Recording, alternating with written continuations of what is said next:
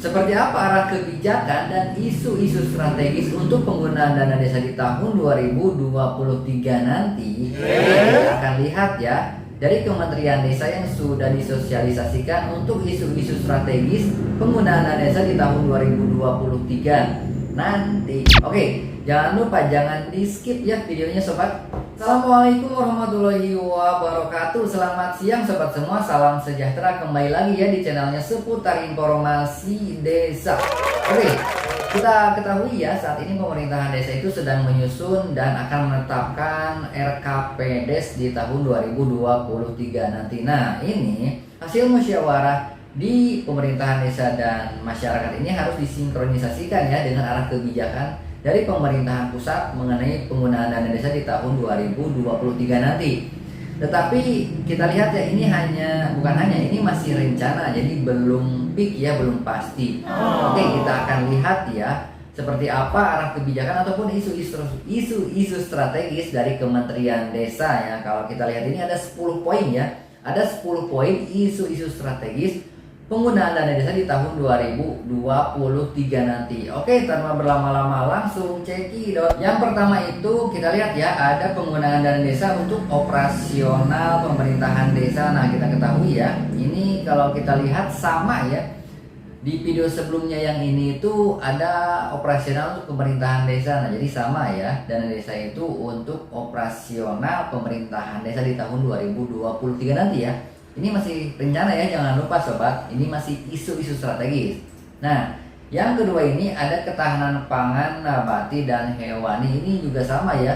Dari Kementerian Keuangan ini sinkronisasi ya, sama ya.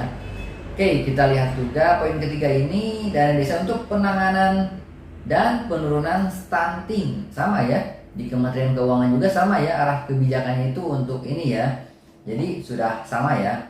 Oke, yang keempat itu perbaikan dan konsolidasi data SDGs desa. Nah, ini data SDGs desa ini sudah program dari Kementerian Desa ya, dari beberapa tahun yang lalu ya. Nah, jadi ada perbaikan dan konsolidasi ya untuk data SDGs ini. Oke, kita lihat di poin kelimanya ini, dana desa untuk pengembangan BUMDes dan BUMDesma ataupun badan usaha milik desa bersama ya, atau untuk penyertaan modal BUMDes atau BUMDesma. Nah, seperti itu sama ya. Arah kebijakan dari Kementerian Keuangan juga sama ya. BUMDes salah satunya ya. Oke, poin yang keenam ini ada dana desa untuk perluasan akses layanan kesehatan. Nah, jadi kesehatan juga diisu-isukan ya di tahun 2023, itu bisa berbentuk bangunan ataupun non bangunan ya, atau fisik ataupun non fisik. Oke, kita lanjut ya di poin ketujuh, penggunaan dana desa untuk pengentasan kemiskinan ekstrim. Nah, jadi kita ketahui ya, pada era pandemi COVID-19 yang lalu itu kemiskinan ekstrim ataupun tingkat kemiskinan di Indonesia itu meningkat ya. Ya, itu salah satunya karena dampak COVID-19 itu. Nah, jadi di sini penggunaan dana desa itu untuk pengentasan kemiskinan ekstrim, jadi mempercepat ya kemiskinan ekstrim itu seperti apa supaya tidak miskin ekstrim itu ya. Oke, lanjut ya. Di poin 8 ini dukungan dana desa untuk peningkatan keterlibatan masyarakat secara menyeluruh atau desa inklusif. Nah, ini ya. Ini program-program yang lain ya yang bisa dilaksanakan oleh pemerintahan desa. Ini isu-isu strategisnya ya. Nah, jadi melibatkan masyarakat ya, seperti itu ya. Jadi jangan sampai ada pihak ketiga, tetapi masyarakat tidak dilibatkan. Nah, ini harus dilibatkan masyarakatnya, kegiatan-kegiatannya itu.